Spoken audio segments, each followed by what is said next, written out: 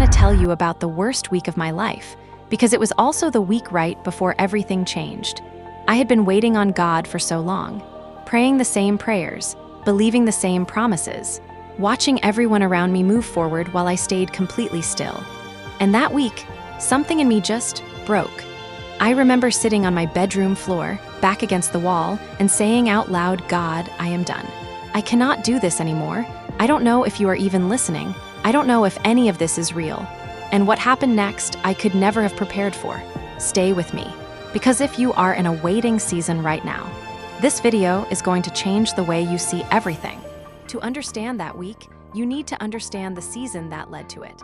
It had been a long time of praying and not hearing back, a long time of trusting and not seeing results, a long time of watching God move powerfully in other people's lives and wondering, "God, what about me?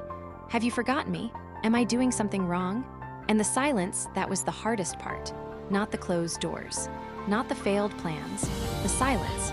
Because when God goes quiet, your mind fills in the gaps. And your mind is not always kind about what it fills them with. I started believing things in that season that I am embarrassed to admit now. I started believing maybe I was not called. Maybe I had heard God wrong.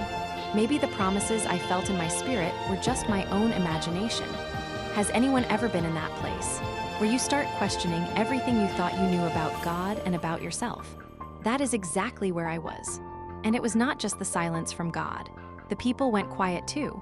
Friends I had known for years slowly drifted away. Relationships I thought were solid just faded. And I want to be honest with you, that loneliness almost destroyed me more than anything else.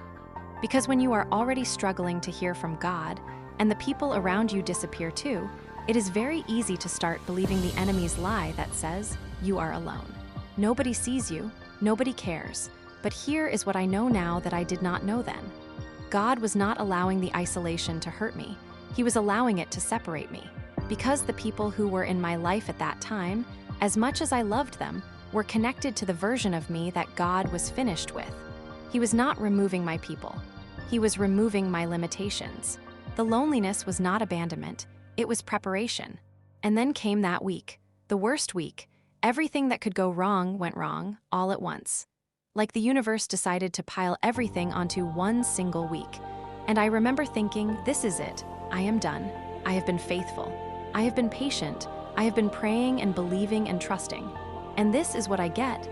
I remember the exact moment I stopped praying. I just stopped, mid-sentence. And I sat in the silence and I thought, what is the point? And I want to be honest with you today, because I think somebody watching this needs to hear somebody say it out loud. There are moments in the walk of faith where you feel nothing, where you cannot manufacture belief no matter how hard you try, where the worship feels empty and the prayers feel hollow and the Bible feels like just words on a page. And in those moments, the enemy will tell you that means your faith is dead. But I am here to tell you that is not what it means at all. It was 2 days after I stopped praying. I was not even trying to hear from God. I was just sitting quietly, honestly just trying to get through the day. And completely out of nowhere, a peace came over me that I cannot explain to this day. Not happiness, not excitement, just peace. Deep, quiet, unexplainable peace. Like someone had turned the volume down on every fear and every doubt all at once. And with it came 3 words, not audible, not a vision. Just 3 words dropped straight into my spirit like a stone into still water. Hold on longer. That was it. Hold on longer. And something in me knew this was not my own thought. Because my own thoughts at that point were ready to quit. This was something else entirely. And I made a decision in that moment, just one more day. I would hold on just one more day. 5 days later, everything changed. And I mean everything. The very thing I had been praying about for so long, the door I had knocked on 100 times opened. Not cracked open, swung wide open. And it did not come the way I expected. It did not look the way I had imagined. It was bigger. It was better. It was more aligned with who I actually was than anything I had been chasing. And I remember standing there, the same person who 5 days earlier had been on the floor ready to quit, and just laughing. Not because it was funny, but because only God could orchestrate something like that. Only God could time it like that. And then I understood something I will never forget as long as I live. God was not late. He was never late.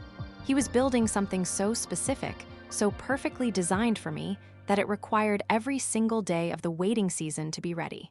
The delay was not punishment. The delay was construction. And now I want to talk directly to you, because I do not think you clicked this video by accident. I think you are in a waiting season right now. I think you have been praying prayers that feel unanswered. I think you have been holding on to promises that have not come yet. And I think, if you are honest, part of you is starting to wonder if it is ever going to happen.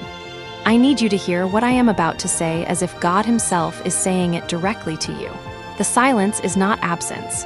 The delay is not denial. The isolation is not abandonment. And the breaking is not the end. It is the beginning. Hebrews 10 verse 36 says, "You need to persevere so that when you have done the will of God, you will receive what He has promised." Not if you persevere. When? The promise is already yours. The question is only whether you will hold on long enough to receive it. So let me ask you something. What is the thing you have been about to give up on?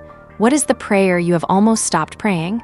What is the promise you have been holding onto that is starting to feel too heavy to carry? Because I want you to do what I did on that floor. Not the giving up part, the other part. The part where I said, just one more day. That is all God is asking of you right now. Not a lifetime of perfect faith. Not 3 more years of waiting with a smile on your face. Just one more day. Hold on one more day. Because here is what I know from the other side of my breakthrough. Your week before might be happening right now. The very week where everything feels like it is falling apart might be the week before everything falls into place. Do not quit before your miracle. Do not stop before your story turns. You are closer than you think. I made this video because somebody told me to hold on, and it changed my life. And I believe that is exactly why you found it today. If this spoke to you, share it with one person who is in their waiting season right now. They need to hear this more than you know. Leave me a comment below and tell me where you are in your journey. Are you in the waiting? Are you at the breaking point? Or are you on the other side of your breakthrough? I want to know. I read every single comment, and I am praying for everyone who watches this video.